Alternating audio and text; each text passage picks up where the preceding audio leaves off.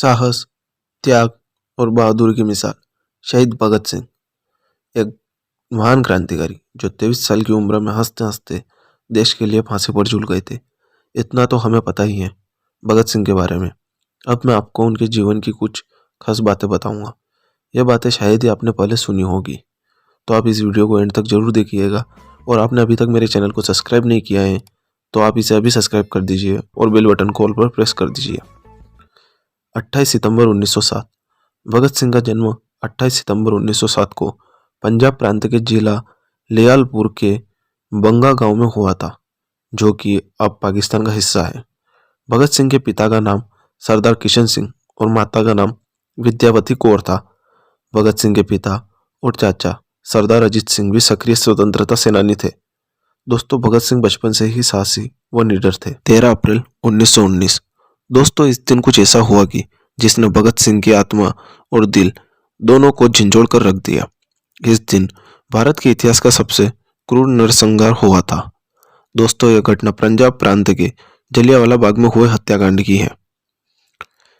एक अंग्रेज अधिकारी जनरल डायर ने बिना किसी चेतावनी के भीड़ में खड़े हजारों बेकसूर लोगों पर गोलियां चलवा दी थी। दोस्तों, इस घटना में अनाधिकारिक आंकड़ों के अनुसार 1000 से भी ज्यादा लोग मारे गए थे। जब भगत सिंह ने इस घटना को सुना तो वह 20 किलोमीटर दूर तक पैदल चलकर घटना वाली जगह पहुंचे।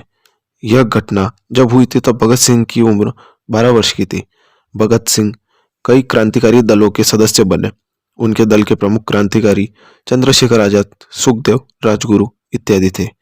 9 अगस्त 1925 को भारतीय संग्राम के क्रांतिकारियों द्वारा ब्रिटिश राज के विरुद्ध भयंकर युद्ध छेड़ने के इरादे से हथियार खरीदने के लिए ब्रिटिश सरकार का ही खजाना लूट लेने की एक ऐतिहासिक घटना हुई थी, जिसको आज हम काकोरी कांड के नाम से जानते हैं। 30 अक्टूबर 1928 यह वही साल था जिसमें साइमन कमीशन के बहिष्कार के लिए भयानक प्रदर्शन हुआ।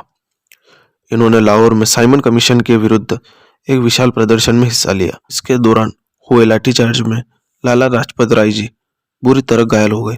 उस समय लाला लाजपत राय जी ने कहा था, मेरे शरीर पर पड़ी एक एक लाठी ब्रिटिश सरकार के ताबूत में एक एक कील का काम करेगी।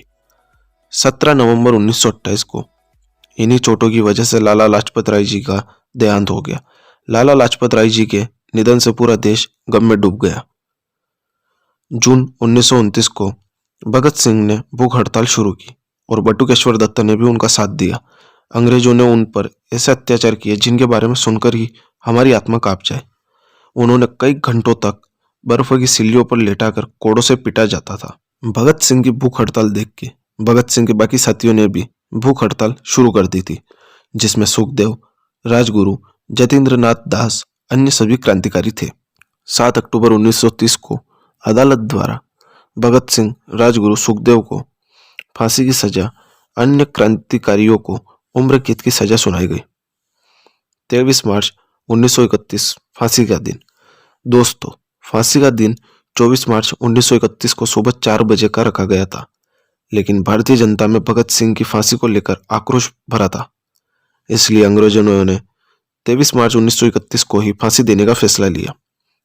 फांसी पर जाते समय भगत सिंह, राजगुरु, सुखदेव तीनों मस्ती से गाना गाते जा रहे थे और फांसी के तंतों पर खड़े होकर जोरदार इंकलाब जिंदा के नारे लगाए गए थे।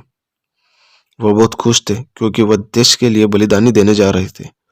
23 मार्च 1931 को शाम को 7:33 पर फांसी दे दी गई थी। इन ही वीर सपूतों की वजह से हम आजादी से सांस ले पा रहे हैं। नमन है इन वीरों को। धन्यवाद। जय श्री राम। भारत माता की जय।